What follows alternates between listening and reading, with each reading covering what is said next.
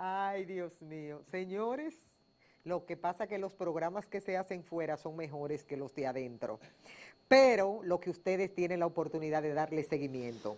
Miren, nos toca el chance y la oportunidad de conversar con nuestro primer invitado de la mañana. El economista Carlos Cuello nos visita en este espacio.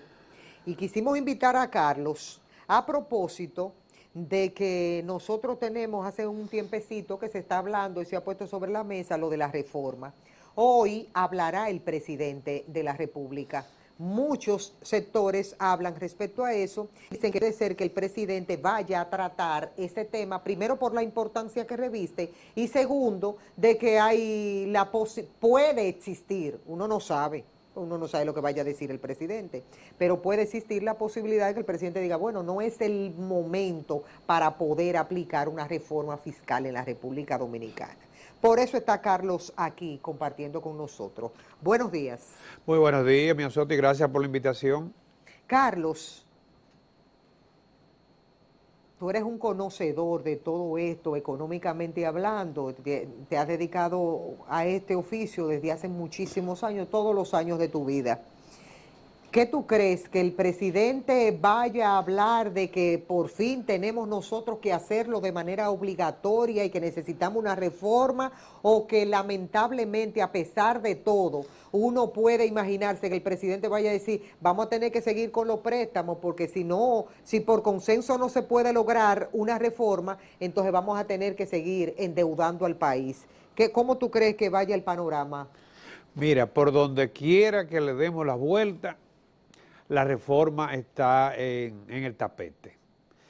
Por lo que tú acabas de decir, lo dijiste en pocas palabras, de no hacerse una reforma, de no crearse las condiciones para que el Estado reciba los recursos necesarios o ajuste su nivel de gasto, porque esa es la otra forma de tú equilibrar un presupuesto, ¿no? O gasta menos o ingresa más. Entonces la otra alternativa sería préstamo. Y los préstamos ya nos están llevando a una situación que no es muy favorable, digamos, ¿no? Que es, digamos que, el peor de los caminos. Porque en este momento el país tiene un nivel de endeudamiento que representa aproximadamente el 70% de su producto, que compromete más del 20% de lo que son los recursos del presupuesto, de los ingresos, ¿no? Es más, te voy a decir algo. Después de la partida de educación, que representa el 4% del PBI, la segunda partida en el presupuesto es el pago de los intereses de la deuda. Un presupuesto que para inversión no tiene más de un 13.3% y el resto es para gasto corriente, incluyendo, por supuesto, el servicio de la deuda. Entonces, el presidente, no sé con qué discurso vendrá esta noche, de echar atrás sería la segunda vez, porque ya se aireó, no sé si tú recuerdas. En aquel momento es verdad, era quizá inoportuno. En este momento y en cualquier otro, la gente siempre va a decir que es inoportuno, tú lo sabes. Y siempre habrá sectores que van a sacar como argumento que a ellos no se les puede tocar. Y nadie quiere, se llaman impuestos. O sea, se supone que un impuesto no es voluntario, ¿no? Pero el presidente esta noche, bueno, tendrá que buscar la manera de dorar el asunto, la patilla, ¿no? Pero si aquella vez fue un documento que no fue apócrifo, que después se echó para atrás, digo, no lo echó el presidente, sino el vocero, lo cierto es que tenemos que buscar alguna respuesta a la situación de las finanzas públicas, donde año tras año, y ya a lo largo de este siglo, venimos financiando déficit con deuda y ya la deuda nos está llegando al cuello. Una preguntita, Cuello, que me llama a mí poderosamente la atención. Y uno sabe que mucha gente opina dentro del marco de la ignorancia. Pero ustedes, los economistas que saben realmente cómo se dan las cosas, saben que si no hay un reajuste y si nosotros no nos sacrificamos un poco, no hay manera de que un país pueda operar. El que sabe de esos renglones sabe de antemano que con eso, es con dinero que se resuelve esto. ¿Por qué ha sido tan difícil para todos los gobiernos hablar del tema? Y yo creo que los mismos sectores son los que le mandan el cuco a la sociedad dominicana. Mira, ha sido difícil porque en nuestro país hay muchos sectores, muchas actividades que se acostumbraron, que surgieron y se han acostumbrado a mantenerse con ciertas exenciones, con la muletilla del gobierno. Y ahí viene entonces digamos, un volumen de recursos que no recibe el gobierno.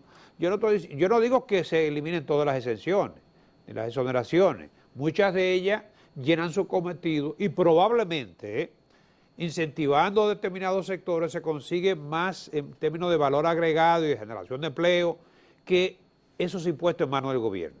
O sea, yo no digo que las exenciones todas son malas, no. Hay exenciones que han llenado juegan su papel y todavía siguen jugándolo, ¿no? Y hacen que el país sea más competitivo probablemente. Pero el país deja de recibir más de 200.000 millones de pesos por concepto de exenciones, 4%, estamos hablando, ¿no?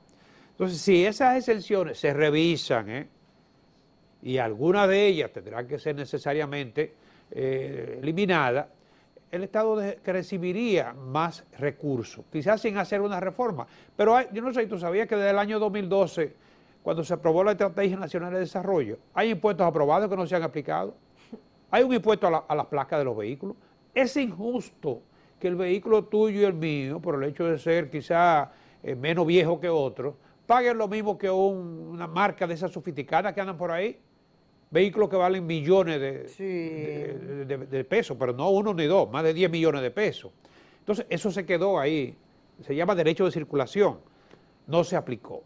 Entonces, hay el ITEVI se llevó al 18 provisionalmente, se supone que debió retroceder a un 16 y extenderlo también, porque esa es la otra, gran parte de las exenciones están en ITEVI, mercancías que todo el mundo sabe que no son de la canasta familiar de primera necesidad, y que no paguen impuestos tampoco.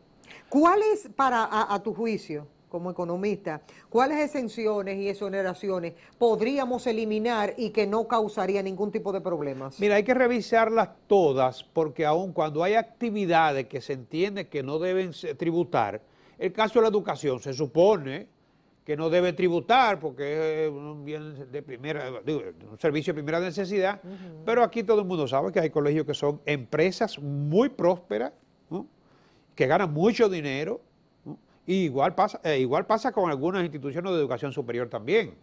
Entonces yo creo que más que exenciones de actividades, de actividades en general, debería revisarse esa parte. Pero hay otro problema, estamos gastando mal.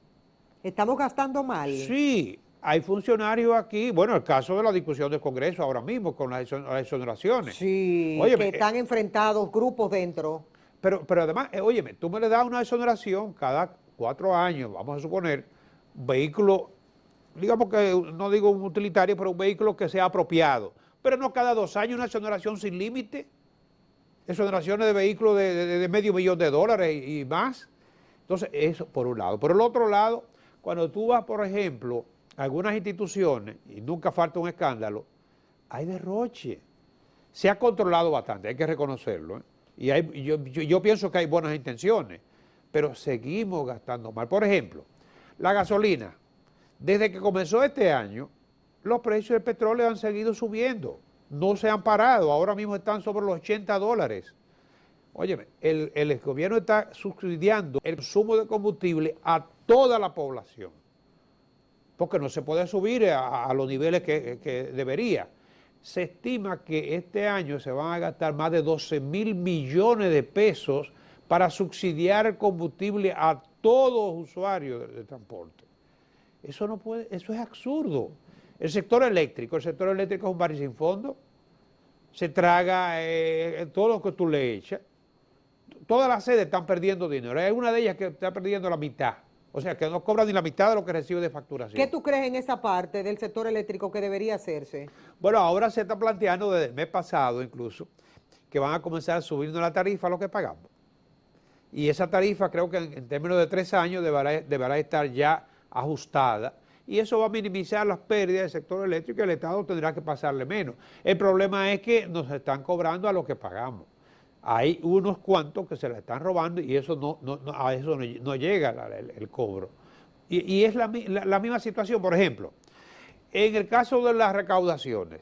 Mira, la estructura tributaria que nosotros tenemos hay que revisarla, es verdad, porque una estructura tributaria que en 25 años, en lo que va de este siglo, más de 20 años, no hemos podido recaudar lo que deberíamos estar recaudando, ha sido infuncional.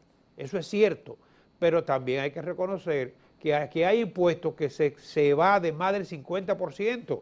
Una economía con mucha informalidad y entonces no paga todo el que debería pagar. Con esa misma estructura, si lográramos que la evasión no fuera más de un 15 o un 20, que es compatible en cualquier sistema tributario, no habría necesidad de estar haciendo otras reformas o de estar agregando más parches. Pero hay otra cosa, hay más de 25 leyes que consignan partidas específicas o porcentajes para determinados tipos de instituciones.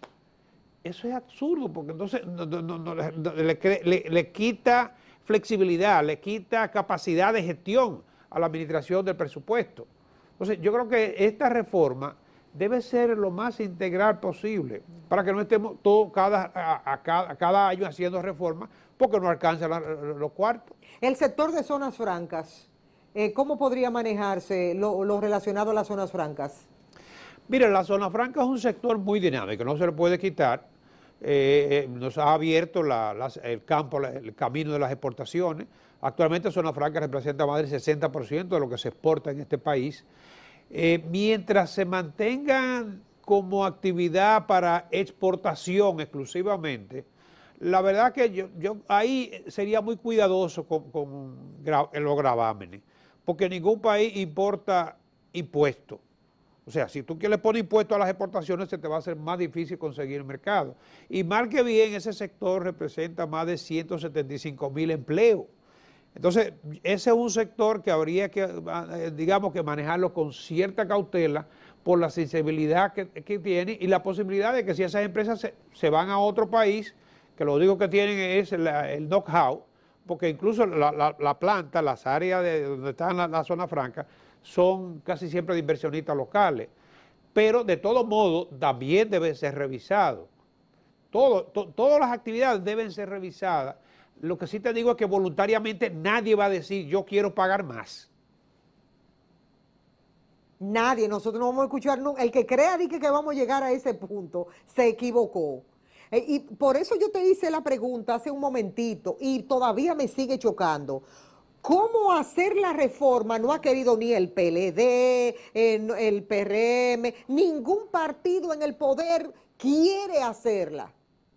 Ningún partido en el poder quiere hacerla y cuando son oposición la torpedean, pero cuando llegan al gobierno entonces dicen que el que salió debió haberla hecho. Pero quienes se la torpedearon al que estaba son los mismos que ahora son gobierno. Entonces, óyeme, es una mezquindad política y el país como nación tenemos que organizarnos. Si no le damos respuesta adecuada a los problemas de la economía, ahora mismo incrementado por el gasto social que el Estado tuvo que asumir como consecuencia de la pandemia, que todavía se sienten los efectos, ¿no? Y además la incapacidad de poder obtener mayores ingresos. Mira, lo de que no es el momento, ok, en medio de la pandemia estamos de acuerdo, pero esta reforma se vendría aplicando en el 2022.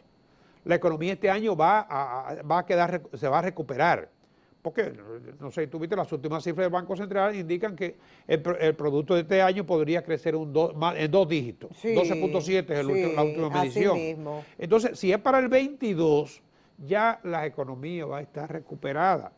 Entonces, ¿qué nos queda? Corregir esa compuerta, digamos, ese escape.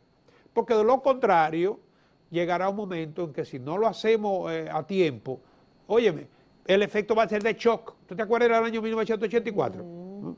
Entonces va a ser más traumático. Y lo de la clase media, óyeme, la más afectada, en caso de que se haga una reforma de shock o que las medidas sean de shock, va a ser la clase media como quiera. O sea que lo de que no es el momento. Y la frasecita que tiene un valor de millones y millones y millones de dólares, que dice que los que tienen más van a pagar más y eso nunca se ha visto. Mira, deberían grabarse en ese caso los activos, los bienes de capital. En el caso que te ponía ahorita, del que tiene un vehículo costoso que pague más placa, pero en ese caso tú también tendrías que gravar la propiedad de los bienes inmobiliarios. El que tiene una vivienda de 100, que aquí hay muchas, que de 100 millones de pesos, son 2 millones, 3 millones de dólares, bueno, pues ese debe pagar impuestos por eso. Eso es lo que más se estila en los países desarrollados, ¿eh? El impuesto al patrimonio.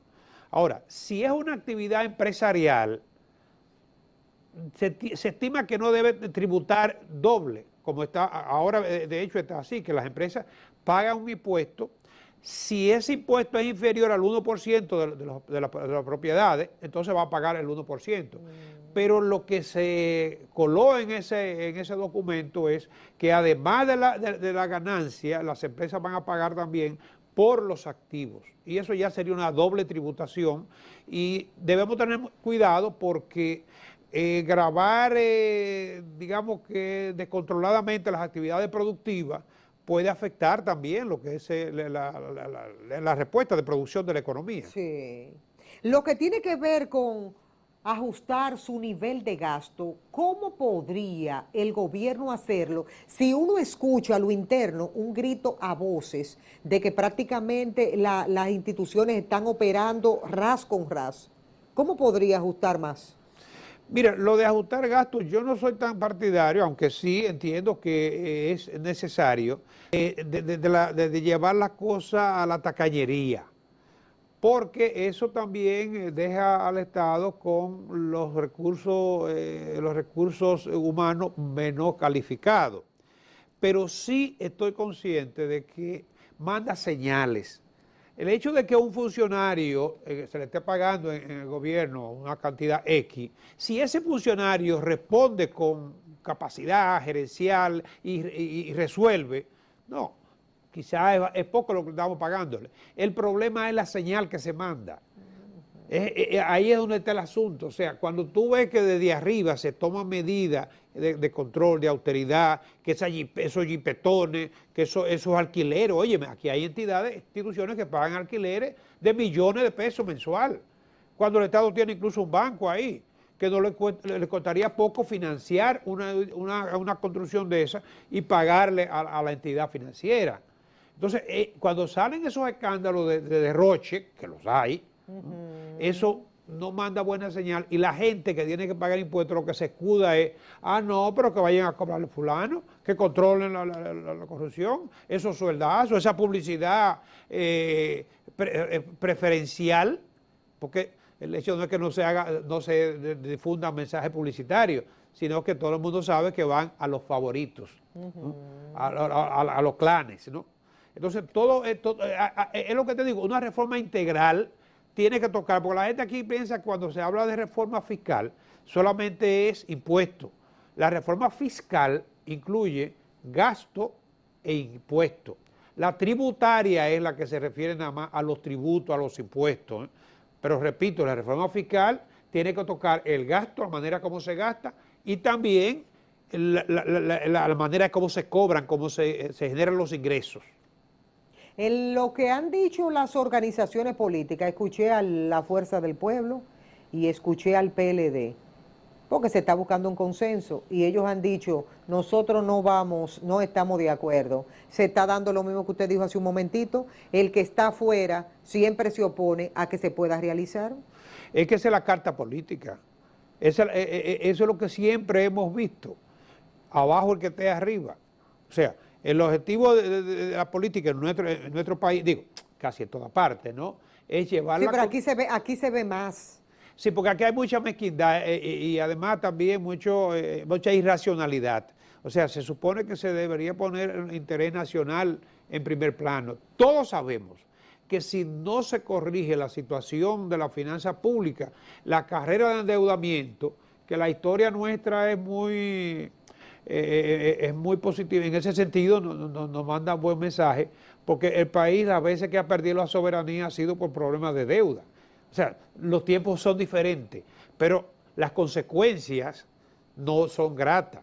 O sea, un país que termina sobreendeudándose, si es que los prestamistas se lo van a permitir, porque va a llegar un momento que si nosotros no hacemos nada, mira, ahora estamos encontrando las puertas abiertas, ¿eh? Cuando nos llegue el agua al cuello, nos van a cerrar la puerta, ¿eh? y va a ser difícil después volver a retornar a los mercados. Porque si tú dices no pago, ok, suponte tú que los prestamistas van a perder ese dinero, pero no vuelvas a buscar prestado, vas a encontrar todas las puertas cerradas. De manera que es un problema que ahora es cuando debemos buscarle respuesta. El consenso no lo vamos a encontrar. No lo vamos a encontrar porque eso es lo que hemos visto todo el tiempo por parte de nuestros políticos. Y no digo de lo de ahora. Te decía ahorita que los que estaban en la oposición antes fueron los primeros que se opusieron. En el año 2012 se aprobó la estrategia nacional. Ahí está establecida la ruta a seguir para corregir esta situación. Pero ha sido imposible ponerse de acuerdo para el bienestar del país. Pero los políticos piensan primero en función de lo que les representa a ellos en términos de apoyo. O sea, yo te dificulto la cosa a ti porque dificultándote la cosa a ti, echándote la culpa a ti de cosas que yo sé que son de todo, eso me beneficia a mí. Y como lamentablemente eso vende y la población, grandes sectores de la población le compran ese discurso y siguen con la esperanza de que los que están criticando a esto van a ser los redentores mañana, cosa absurda. Le he hecho la misma pregunta a los economistas que he tenido la oportunidad de entrevistar con relación a toda esta situación. La voy a hacer a ti para ver si en qué coincide de una cosa u otra. Dicen ellos y han planteado en este programa otras veces de que el gobierno anterior de Danilo Medina debió hacer porque la reforma se hace cuando está todo bien en el país, que hay abundancia. ¿Qué tan de cierto es eso? Perfecto, coincido plenamente. Cuando la economía está en auge es el mejor momento de hacer la reforma porque toda reforma tiene en el corto plazo un efecto de contracción sobre la economía, o sea, frena la economía, porque si tú ganas, por ejemplo, 100,000 pesos y tienes que pagar el 10% de impuestos, tú vas a tener menor capacidad de consumo. Eso es lógico. O sea, un impuesto es como quitarle a la gente, bueno, eso es lo que hace el impuesto, le quita a la gente, ¿no? Para que se lo pase al gobierno. Entonces, cuando tú haces esa reforma en un momento en que la economía está en auge, el impacto, mejor dicho, la economía está en capacidad de soportar el peso del impuesto. Ahora, en una economía en recesión, no, es todo lo contrario. Lo que debe hacer el Estado, que lo hizo, dicho sea de paso, con las dos administraciones que le tocó la pandemia, ¿no? Pero, ¿qué sucede? Que después que tú apliques esa política expansiva, vienen los efectos. Los efectos de esa política generalmente son la inflación y el hecho de que haya mucha masa monetaria circulando, hay que comenzar a retirar esa masa monetaria y el Estado que se queda con una carga de gasto más alta. Entonces, ahora se impone la reforma porque el Estado no puede seguir con parte de la carga que asumió, que no ha podido deshacerse de ella, ¿no? Es un Estado que necesita gastar más para atender los sectores más carenciados, ¿no? Pero los ingresos siguen siendo los mismos o peores. Exacto, ahí quería llegar. Entonces, ¿qué va a pasar entonces a partir y mirándolo desde ese punto de vista? Porque los proyectos, las cosas que se prometieron, necesitan recursos. Y si ahora tiene menos, ¿qué va a pasar entonces a nivel de lo que tiene que ver con el gobierno, su operación? Mira, lo que se refiere a obras de infraestructura, y lo estamos viviendo, paralizada. Por eso tú ves que el presupuesto, la inversión pública ha sido el gran afectado, porque es muy fácil tú decir, párenme esa obra, ¿no?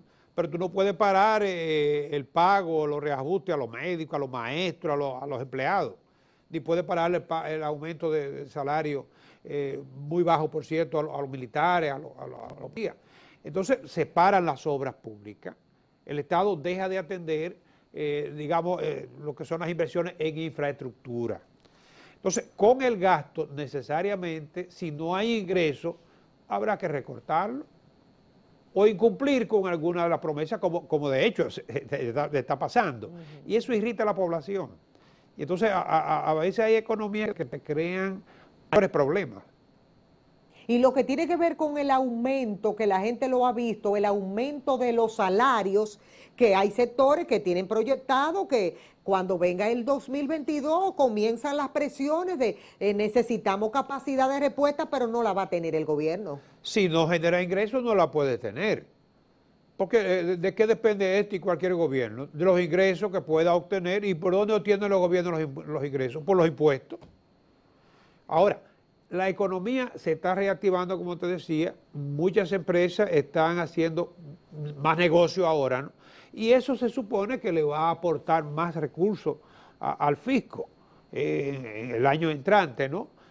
Porque todavía los efectos de la pandemia hacen que este año muchas empresas cerraran con beneficios inferiores, otras no, otras fueron beneficiarias, como fue el caso de los supermercados, por ejemplo, ¿no? Pero eso no fue el caso de la mayoría. Entonces, ahora el gobierno está recibiendo mejores ingresos, sobre todo por los impuestos al consumo, ¿no? Pero el año entrante, que es para cuando se está contemplando que se van a pagar los ingresos de la reforma, el fruto de la reforma, ya yo pienso que el momento más idóneo, quizás no sea, nunca el momento, como decíamos al principio, es apropiado para aplicar impuestos, pero ciertamente, siendo justo, este año, aprobarlo no se consigue de la noche a la mañana, Todas las experiencias que tenemos que se toma por lo menos un año, una reforma, Entonces yo pienso que sí, que es el momento apropiado para hacerlo, porque dejarlo para luego, cuando llegue ese momento, va a ser peor. Los combustibles no se puede quedar. La tendencia que habrá y que nosotros como pueblo, como nación, para poder enfrentar eso, el aumento en los precios de los combustibles, los niveles exorbitantes en los que están hoy. Mire, no solamente los combustibles, todo lo que son las materias primas están experimentando alzas inexplicables, alzas que no se habían visto registradas en los últimos tiempos. Y eso es lo que está llevando a una inflación mundial. Estados Unidos tiene más de un 5% de inflación para este año, y nosotros no hemos podido detener la inflación como teníamos como objetivo meta, que era un 4%, más o menos 1%, porque al producirse la reactivación de la economía, luego de la pandemia, en la pandemia la economía se ajustó a la baja, porque fue un año de recesión económica. Ahora con la reactivación ha habido una presión de demanda para una oferta que había sido reducida. El petróleo es el mejor ejemplo, ¿no? Y los precios se han disparado en todas las materias primas, pero además de eso se han disparado los fletes, se ha disparado todo. Entonces, con una situación de una economía inflacionaria, los recursos todavía alcanzarán menos. En el caso nuestro, con la gasolina se ha estado subsidiando. Yo te decía anteriormente, es absurdo. No podemos seguir subsidiando un bien que es de consumo de toda la población. Si se va a mantener el subsidio, debe ser focalizado a aquellos que más lo necesiten. Nosotros estimamos que la gasolina nos iba a costar el barril este año en el presupuesto, algo de $62, y ya está en $82. Sí. La factura petrolera lleva más de $1.400 de alza. Eso quiere decir que nosotros podríamos cerrar este año 2021 con unos precios súper altos, más de lo que están. Claro que sí. Claro que sí, ahora mismo estamos hablando de que la inflación anda en 5.8 ya acumulada, y la interanual anda por entre 7 y 8%. Probablemente ese va a ser el porcentaje de inflación de este año. O sea que no hay manera de que nosotros podamos controlar la inflación, porque no es un problema local, es un problema mundial. Y uno de los principales componentes aquí de costo es el petróleo, en todo el sentido de la palabra. Y nosotros, no depende de nosotros bajar el precio del petróleo. Petróleo a $82, hasta $85 ha llegado el barril. No es verdad que nosotros podemos seguir manteniendo los precios de la gasolina y el transporte y no sé cuántas actividades a los precios de antes. Bueno, nuestro agradecimiento al economista Carlos Cuello. Carlos, muchísimas gracias por venir a compartir con nosotros y arrojar luz en medio de tantos estos temas como que dan ciertos niveles como hasta de incertidumbre. Muchas gracias, tu agradecimiento me tiene para mí el sabor de un reconocimiento. Sí, así mismo es. Señores, nos vamos con la satisfacción del deber cumplido. Mañana a las 6 de la mañana volveremos a reencontrarnos con otra entrega de este espacio Diario 16.